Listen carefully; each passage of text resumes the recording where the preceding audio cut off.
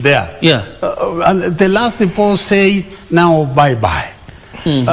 All honors and everything will be accorded to him until now he goes down. The last report saying now kwaheri, and that is the end of now the journey. But all others are given. It is stipulated down up to the end, up to what you could see, the respect for the family. You see, they say respect, even the speaker say respect the family wishes. The family has to, you have to listen to the family. It's the family to guide what is to be done. So the ear of the family must be completely taken into consideration. That is why you see is now it is transiting from now that to the family to the grave. Yes. The last post, Colonel Shava, is it done to every exiting general, or the last post happens for a general who has died? It's not only for generals. Yes. No. Last post is given to every soldier. Yeah. Alive or dead? No, dead. Last post Once is for he dead. died is last post. Yes. Last post is when they bury you. Then last post. Last post. Okay. Up to the grave. even if you are employed yesterday Yes. and you die, they give you because you have come in. Yeah. Okay. Yeah, It marks the end of your service. your service. And it is given to every soldier. Every soldier. Okay, quite interesting. There are a lot of things to learn. And the body is arriving at the Senator Obama primary. The quarter guard standing awaiting that arrival, and leaders continue to troop in ahead of the service. It is quite instructive that the commander-in-chief arrived very early, even before those who serve under him arrived. I think it also points towards the view of being a stickler to time also. And again, being the commander-in-chief, it was important that he be early as his troops execute this event. I think he's been in that tent now for almost 40 minutes. Yeah, he has to come early because he needs a brief. The brief is done to him. He cannot come with others now to come late. It is a brief. It's a brief, a complete brief. How the events will be, what will happen.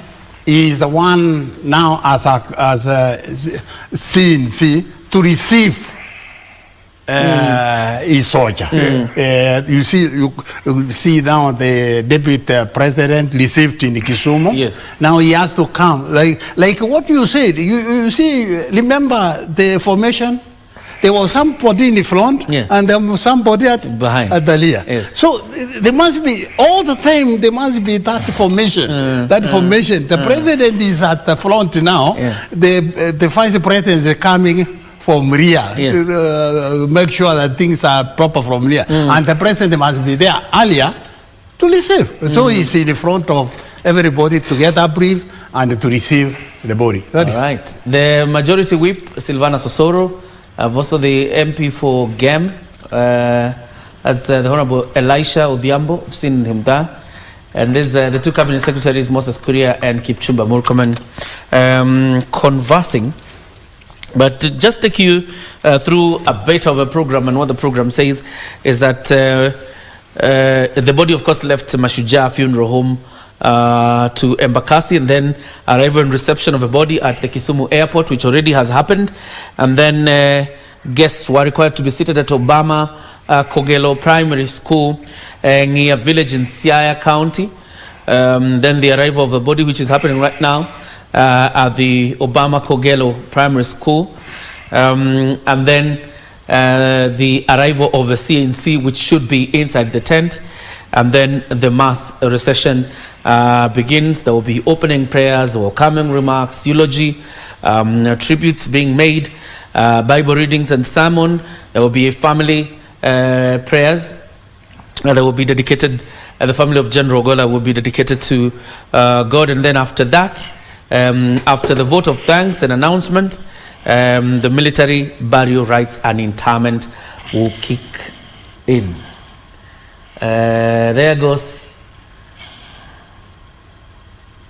the Prime Cabinet Secretary, the Speaker of the National Assembly, that is the Honorable Moses Wetangula, together with the Prime Cabinet Secretary, Musalia Mudavadi.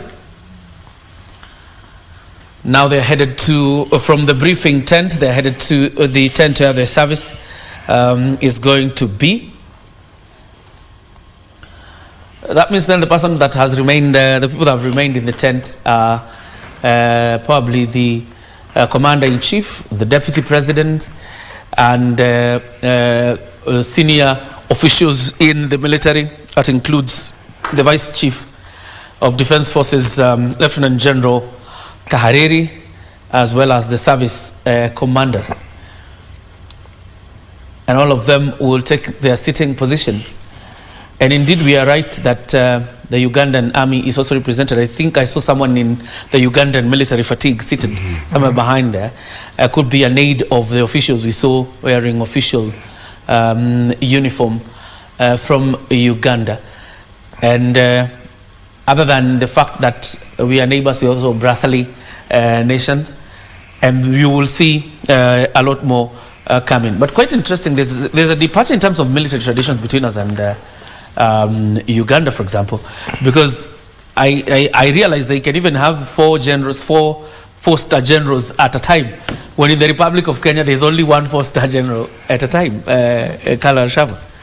Well, our appointments are governed by the Defense Council, yeah, and ranks are allocated to those appointments. So that's why we only have one four-star general. Yeah? Whilst in Uganda, you have a lot of generals who don't even have even postings. Yes, postings. So that's a slightly different system, and their government is also heavy with military. For instance, they have members of parliament, MPs, military officers who are MPs. The military is a constituency, so they're represented in parliament, which is unlike us. We don't have that. So the Uganda army under Museveni says they have a stake in the government because they liberated the Ugandans from. So they have a stake in government. So the military has a different standing. Yeah, clearly a different. Yeah, go ahead. Yeah, it's true that a rank is linked to appointment. It's not hanging. You can't be hanging. You cannot be promoted to stay and wait for a vacancy. You must be pegged to a certain appointment. So you are promoted to a certain appointment and duties. Those you are given duties because that appointment has duties. You cannot be hanging outside the military because you have been promoted and you hang in the air. No, you are linked to appointment. Yeah, quite interesting. Now you know why Kenya only has one four-star general. And the rest are under him, and that's the military band. Yeah. They will be doing a lot of work here today because even the anthems will be played by them. At the beginning, there will be the national anthem as well as the East African Community anthem. Let's listen a bit.